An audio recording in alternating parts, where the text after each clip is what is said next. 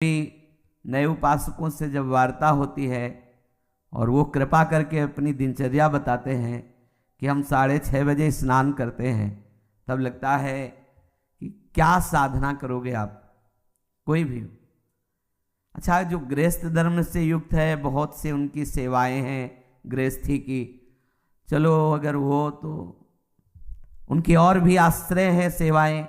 अपने जो वैराग्य मार्ग के पथिक हैं, इनको तो एक ही है, केवल भजन, दूसरा कोई।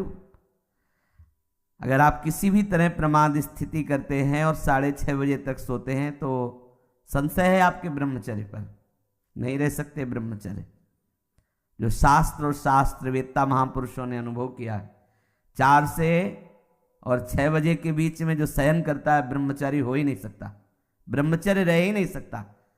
या तो वो 2 बजे 3 बजे तक भजन किया हो, पूरी रात जग के फिर सोया हो तो चलेगा, वो भजन का आवेश संभालेगा। ये ब्रह्म मुहूर्त का समय और उपासक शयन करे, बहुत बड़ी हानि है। मान लीजिए खूब सत्संग सुनते हैं आप सब जन और बहुत कृपा है आपके ऊपर, लेकिन परिवर्तन नहीं हो रहा भाई। अगर आप 6:30 बजे, तो अच्छा नहीं, बिल्कुल अच्छा नहीं, बिल्कुल अच्छा नहीं। ये दिनचर्या तो बिल्कुल ठीक नहीं है। आप लोग सावधान हो, जो भी हो सावधान हो जाइए। ये बिल्कुल आपके जीवन के लिए घातक दिनचर्या है। 2 बजे बहुत उत्तम है उठना, पर नहीं तो 3 बजे, आखिरी 4 बजे।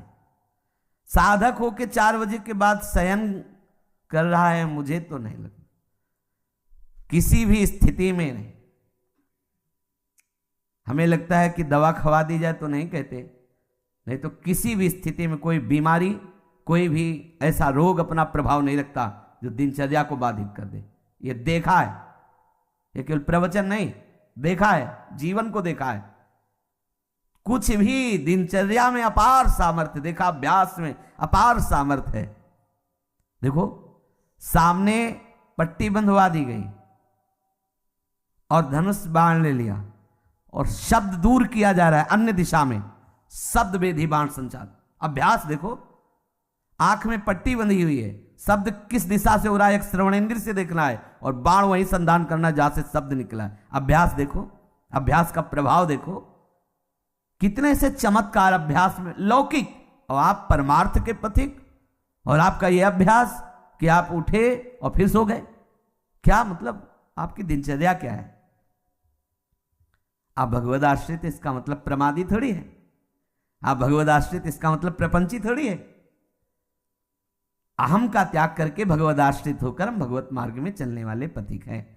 इसलिए सबसे प्रार्थना है, जो पीछे हुआ आज से एक नई दिनचर्या आप देखो। जो पूर्व की दिनचर्या ठीक है तो उसे लिखो, नहीं तो सुधार करके और स्वयं श्री जी के सामने वो दिनचर्या रखो। दिखाने की जरूरत नहीं है, बहुत बार देख लिए, बहुत बार रजिस्टरों में रखा हुआ है सब दिनचर्या। अभी आ जाएगी उठ के, 2 बजे उठे, 3 बजे ये, 4 बजे वो, 5 हो सकता है जिस दिन लिखो उस दिन 2 बजे उठ जाओ, या आज उठे, पक्का उठे, सत्य कह रहे हो, 2 बजे लिख दिया। इससे काम नहीं चलना। आप अपने को खुद साक्षी करके प्रभु के सामने और नियमावली में बांधो। बिना नियम के प्रेम उत्पन्न नहीं होता। वो प्रेम की एक दशा है जो नेम को लय कर देती है। नियमावली में आपकी दिनचर्या सही होनी चाहिए, आपकी नियमावली ठीक होनी चाहिए। किसी भी संत के जीवन को आप देखिए, देखो एक स्थिति सिद्धावस्था में ऐसी आती है स्वाभाविक कि उनको देह से संबंध नहीं रह जाता। अब उनकी बात अलग, आपकी अवस्था और उनकी। बीच सत्संग में हुक्का मांग करके परमहंस जी, रामकृष्ण परमहंस जी कभी पकोड़ा मांगते, कभी। अब उनका हम अनुसरण थोड़ी करेंगे इस बात में कि भाई धरो हुक्का, रुको और हम पी रहे। हम महापुरुषों का अनुसरण थोड़ी कर सकते हैं। महापुरुष किस दशा में, किस स्थिति में, उनके जो नियमावली उपदेश है, वो कहीं नहीं बोले उपदेश में कि हुक्का पियो, नहीं बोले। तो जो उपदेश बोले वो हमें आचरण में उतारने। हम क्या करते हैं, सीधे महापुरुष व्यास भरोसे कुंवर के, सीधे वो जो इस स्थिति में है ना, बस केवल इतना ही पकड़ते हैं, कहो के बल भजन को, इसलिए भजन नहीं करना। काहू के आचार, इसलिए आचार नहीं करना। मतलब जितेंद्रियता, पवित्रता और ये सब। क्या पवित्रता? गुरुजी ने कहा है थैली है मल की, क्या पवित्रता?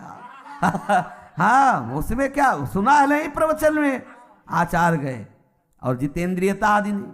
और व्यास भरोसे ये बात आई, सोवत पाव पसार, तो 6:30 बजे इसलिए जगना पड़ेगा कि 7 बजे 7:15 बजे सत्संग में आना है। वो आ जाते हैं तो जल्दी जल्दी तिलक लग, जय गुरुदेव, जय महाराज, हाँ जय हो महाराज, वाह वाह वाह, हाँ क्या सत्संग में हो रहा है भाई। बहुत जीवन कीमती है।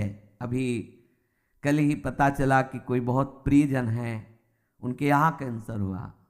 अब क्या दशा, ना भोजन सही पा सकते हो ना कुछ। और ये कैंसर आदि ऐसी बीमारियां हैं, अभी तक जितने हमारे दर्शन में आए, एक आध बात अलग, उन सबको श्री जी ने जल्दी बुला लिया, जितने भी दृष्टि में आए। तो हम तुम अमरौती खा के थोड़ी आए हैं। कोई न कोई व्याधि मंदिर है, कब देवता का पर्दा हट जाए। जैसे बहुत मंदिर में सब देवता होते ना, ऐसे शरीरम व्याधि मंदिरम, पुजारी कब पर्दा हटा दे, कौन सा, बोले अब कैंसर देवता आ गए, होश उड़ जाएंगे भैया। देखो तुम्हें अभी रिपोर्ट में बता दी जाए तुम्हारी किडनी खराब, फिर देखो क्या होता है तुम्हारा। अगर डिप्रेशन में ना पहुंच जाओ तो बताना, ब्लड प्रेशर अपने आप उछाल मारने लगेगा। क्योंकि चिंतन, आज तुम स्वस्थ हो तो प्रमाद करते हो, और कल प्रमाद करने का अवसर नहीं रहेगा, अवसर ही नहीं रहेगा। अनन्य चिंतन रोग का होने लगेगा। अगर भगवदाकार वृत्ति नहीं हुई तो आप ये मत समझो मृत्यु कोई खिलवाड़ नहीं है। मृत्यु का संदेश सुनकर अच्छे अच्छे के जमीन खिसक जाती है, होश खराब हो जाते हैं। कैंसर, अब न रात में नींद न दिन में चैन, अनन्य चिंतन उसी का शुरू। अब क्या करें, घबराहट, थोड़ी थोड़ी देर में मरना है तो जो दुकान मकान पति पुत्र परिवार जितना सब भाई वो सब काटने दौड़ता है, ये सब छूट जाएगा। भजन कोई साधारण वस्तु है। इसलिए भर्तृहरि जी महाराज कह रहे हैं, यावत स्वस्थ विदम गृहम कलेवरम यावत च दूरे जरा। जब तक बुढ़ापा दूर है, जब तक तुम्हारे शरीर में रोग कोई नहीं हो जा रहा, होगा ऐसा थोड़ी कि तुम कोई लिखवा के लाए कि नहीं होगा। जब ऐसे परमहंस को कैंसर हो सकता है, रामकृष्ण परमहंस जी को, पूज्य भाई जी के उदर में कैंसर हो सकता है, वो फिर अपने लोग तो अधिकारी ही है इस दंड के। अपने लोग तो अधिकारी, न जाने कितने इन भजनानंदी महापुरुषों के शरीर में ऐसी व्याधियां हो सकती है, तो अपने लोगों को तो पूरा रजिस्टर रखा हुआ है। सावधान हो जाइए, प्रमाद मत कीजिए। बहुत बढ़िया अवसर आपको मिला है। भगवत चरणारविंद का आश्रय और सतत जप, ये बिल्कुल खुली दो बातें हैं, ज्यादा इनमें समझने की जरूरत नहीं। अंदर से भगवत आश्रय और जिह्वा से जप, राधा वल्लभ श्री हरिवंश श्री हरिवंश। क्या जाता है भैया?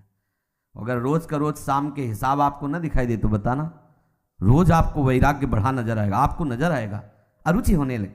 सच्ची कहते हैं भजन का प्रभाव, ये तो भगवत कृपा से भगवत चर्चा हो रही नहीं। 1 मिनट के लिए अंदर से मन राजी नहीं, ये जो हो रहा है 1 मिनट के लिए राजी नहीं कि अब ये सब, बस यही लगता है चुप किसी से मिलो मत, बंद करके दरवाजा अपने कमरे का, बस एकाकार वृत्ति। कब शरीर किस दशा को पहुंच जाए, बेकार काहे को बहिर्मुखता में फैल रहे हो, शांत। इसका फल है तदाकार वृत्ति में डूबना। और आपको बढ़िया अवसर मिला है, कोई जिम्मेवारी नहीं। देखो आप सत्संग सुन रहे हो, आप नाम जप कर सकते हो, नाम में ध्यान लगाए हुए श्रवणेन्द्रिय से सुनो। देखो बढ़िया आपकी समाधि अवस्था जा रही। सत्संग क्या है? एक समाधि अवस्था में डुबोने का बहुत बढ़िया, मतलब 1 घंटा 1.5 घंटा चर्चा हो रही श्रवणेन्द्रिय के लिए, कहीं अन्य जाने की जगह नहीं। और अंदर से आप नामाकार वृत्ति, मंत्राकार वृत्ति, बड़ा आनंद का विषय है। अगर हम भजन छोड़ दिए, बाह्य में ही समय व्यतीत किए, तो बाह्यकरण से आप सेवाएं करते रहो, बाह्यकरण से दिनचर्या करते रहो, अंतःकरण विषय चिंतन कर रहा है, तो आनंद बाह्यकरण को होना है कि अंतःकरण को? समझना जरा, सूक्ष्मता से समझना। परिवर्तन किसका होना है? अंतःकरण का। बाह्यकरण का तो देखो 2 मिनट में परिवर्तन सब, लेकिन अंतःकरण का परिवर्तन चिंतन से होता है, भजन से होता है। बड़े बड़े हम संत महापुरुषों के समीप रहने वालों को देखा है, अंतर में भजन नहीं तो दीपक तले अंधेला पाया गया है। दीपक तले अंधेला पाया, बहुत अच्छी बात समझ, बहुत घुस के तमाशा देखा है अंतर और बाहर में। भजन नहीं तो बड़े बड़े भजनानंदी महापुरुषों के समीप रहने वाले बड़ा प्रपंच का नाटक देखा गया है। वो महापुरुष तो आनंदित रहते हैं क्योंकि उनके लिए तो एक ऐसी स्थिति है प्राप्त हो गई जहां प्रपंच का स्पर्श नहीं है, और उनके प्रभाव से बाहरी व्यवहार सामग्रियों की खूब बहुतायत होती है। तो नीचे भजन का मतलब नहीं रह जाता कि भजन क्या है, बस वो सम्मान और विषय आदि का सेवन, क्योंकि महापुरुषों का प्रभाव सम्मान दिलाता है, महापुरुषों का प्रताप वो वस्तुएं जो विषय संबंधी सेवन में आती, अच्छी से अच्छी वस्तुएं, होता क्या है अंतःकरण मलिन हो जाता है। इतने बड़े महापुरुष के समीप रहते हुए अंतःकरण और इतना मलिन हो जाता है को महापुरुषों पर भी अपराध कर बैठता है। जिनके प्रताप से पोषित होता है वो वहीं अपराध कर बैठता है। इसलिए प्रधान बात है अंतर में आपका साधन चलना चाहिए, अंतःकरण आपका भगवत चिंतन में रहे। खुली बात समझ लीजिए, बाह्यकरण से बाह्य पवित्रता होती है, अंतःकरण से अंतःकरण की पवित्रता होती है। बाह्यकरण और अंतःकरण दोनों भागवतिक हो जाए तो स्वभाव का परिवर्तन हो जाता है, स्वभाव का परिवर्तन होता है तो स्वरूप का अनुभव हो जाता है। जो हमारा सखा भाव, गोपी भाव, सहचरी भाव का भाव स्वरूप है उसकी प्राप्ति हो जाती है। इसलिए भैया चूको मत, बहुत बढ़िया अवसर, बड़ा घबराहट का विषय है। जब ये शरीर पीड़ा से युक्त होता है तो केवल प्रभु ही ऐसे जो हमें बचा सकते हैं, नहीं तो जब शरीर स्वस्थ होता है तो अहंकार देवता अपना नाटक करवाते रहते हैं, और जब अस्वस्थ हो जाता है तो मनी राम उसी अस्वस्थता का चिंतन, बड़ा क्लेश में है। और इस संसार से मुक्त हो जाइए। अगर आप सोच रहे हो तो दिन प्रतिदिन ऐसा भयावह संसार का स्वरूप आएगा, पूछो मत। इससे मुक्त होना ही अब एक उपाय रह गया है। अब हम ये नहीं कह सकते कि जन्म जन्म, क्योंकि महामारियां, नाना प्रकार की प्रतिकूलताएं, नाना प्रकार की व्यभिचार, नाना प्रकार के खान पान की मलिनताएं ये कलिकाल में बढ़ती ही चली जाएंगी और उसका प्रभाव पड़ेगा। जैसे बाहर रोड में यदि गंदा कोई इत्र डाल दिया जाए तो उसकी खुशबू सबको आएगी, अच्छा डाल दिया जाए तो अच्छी आएगी। ऐसे ही इस सृष्टि में जो भी भयानक से भयानक आचरण होंगे, जो भी बुरे आचरण होंगे, पूरी सृष्टि पर उसका प्रभाव पड़ता है। अगर कोई बच सकता है तो भजन के प्रभाव से बच सकता है, नहीं तो प्रभाव, जैसे सर्दी का प्रभाव सबके ऊपर पड़ रहा है, पर जो कंबल ओढ़े बच गया। अगर कहीं भी कुछ भी मलिनता का आचरण होता है तो पूरी सृष्टि पर उसका प्रभाव पड़ता है, वो समझ में नहीं आता। अगर कोई बच सकता है कलयुग की कुचाल से तो भजन, केवल भजन, दूसरा कोई उपाय नहीं। भजन करके भगवत धाम में स्थित हो जाओ, प्रभु को प्राप्त हो जाओ, नहीं बहुत दुख भोगना पड़ेगा। अभी प्रमादी मन है तो देख लेंगे, अरे देख लेंगे, होश खराब हो जाते हैं, मृत्यु सुखद लगने लगती है, ऐसे ऐसे कष्ट आते हैं कि वो चाहता कि मुझे कोई मार दो। सच्ची मानना, हमने देखा है, चाहता है कि इस दशा से तो अच्छा है कि मुझे मार दो। भाई मरना थोड़ी हमारा समाधान होगा, भगवत प्राप्ति समाधान। इसलिए बेचैन हो जाओ भगवत प्राप्ति के लिए। प्रेम की चलो बड़ी ऊंची बात है, लेकिन इतना तो रख लो कि अब प्रभु मुक्त करो इस नरक से, ये नाना प्रकार के क्लेशों से। कितने बंधे इस शरीर में। अरे आप देखो, ज्ञान की बातें चाहे जितनी करो, जब इसकी रिपोर्ट आती है ना तो एक बार चेहरा गिर जाता है, किसी का भी हो। जब हाथ में बताई जाती है रिपोर्ट की ये है, एक बार ऐसे क्रिटेनाइन और पोटेशियम, अब डायलिसिस शुरू होगा। हाँ एक बार तो फिर वो, अरे नहीं हम कोई शरीर है क्या, वो जब चिंतन, तब फिर आनंद की अच्छे अच्छे को। एक बार जब प्रलंबासुर ले गया ना बलराम जी को, तो एक बार वो भी उदास हो गए थे, फिर उनको स्वरूप को फिर घुसा मारा। तो ऐसे ही साधक प्रहार करता है, अरे किसी भी विकार पर, अरे नहीं नहीं हम तो प्रभु के आश्रित हैं, प्रभु के दास हैं। पर इतना प्रहार करने लायक बन जाओ, आपकी ऐसी मनोवृत्ति भगवदाकार हो कि आप प्रहार कर सको। इसलिए भाई सावधान रहो। ये सुबह 6:30 बजे तक सोना ये ठीक नहीं। आप सो करके सोने को गवा रहे हैं, ये सोने का समय है, सोने का, स्वर्ण का। और क्या बोले, सोने का समय गुरु जी का, खूब सो आनंद से, ऐसा नहीं, ये स्वर्ण समय है, ब्रह्म मुहूर्त खूब ना। हमारे लिए तो हर क्षण ब्रह्म मुहूर्त है, ये तो केवल एक दिनचर्या के लेकर नहीं, हर समय हमारा ब्रह्म मुहूर्त है। हम प्रभु में लगे हुए हैं, इसलिए हर समय प्रेम में प्रभु का चिंतन हो रहा है, हर समय हमारे लिए महामंगल में महापावन है। देखो आप सबसे प्रार्थना है, बहुत सोच समझ के दिनचर्या बनाएं और जो दिनचर्या बनाए 10-12 वर्ष उसमें कोई विक्षेप नहीं होना चाहिए। आज गए 5 घंटे यमुना के किनारे बैठ गए, 5 दिन गए ही नहीं, ये रसिकों की दिनचर्या नहीं। ये वृंदावन की उपासना में दिनचर्या एक आपकी नियमावली।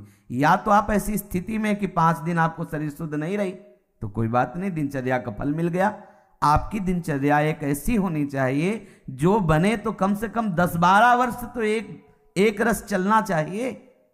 आज ये कल वो, फिर परसों बदल गया, फिर अलग बदल दिनचर्याएं रजिस्टर में लिखी रखी रह गई और हमारी कुछ और ही दिनचर्या चल रही।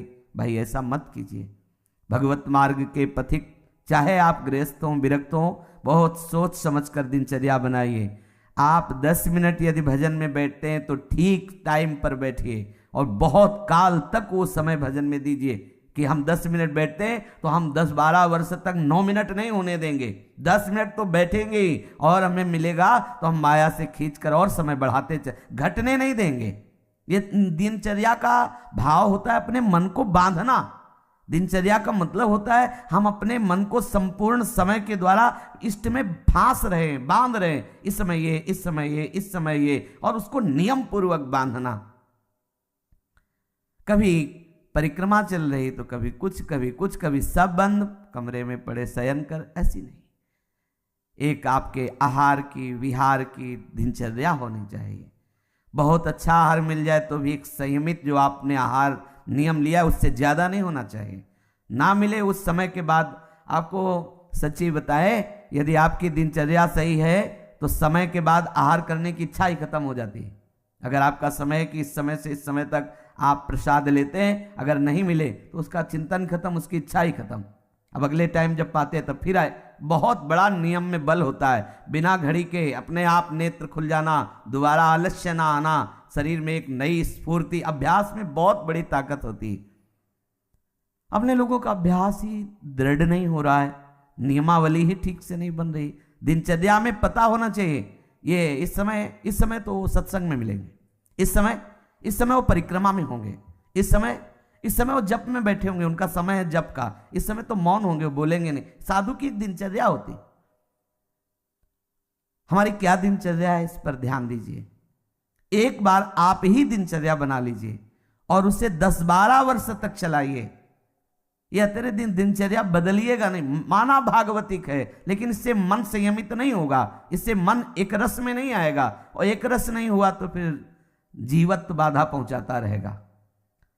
ये जो जीवत्व है, काम क्रोध लोभ आदि, ये सब फिर परेशान करते रहे, प्रमाद स्थितियां आती रहेंगी। एक रस में बहुत बड़ा बल। जब बुखार और ये सब परेशानियां शरीर में आती तो भी दिनचर्या बाधित नहीं होती। जो अच्छे साधक होते हैं, जिस समय स्नान उसी समय स्नान, जिस समय अपने आप इतना सामर्थ्य होती है। कहीं भी चमत्कार प्रकट हुआ है तो एक जो दिनचर्या पकड़ी गई, दिनचर्या देखो।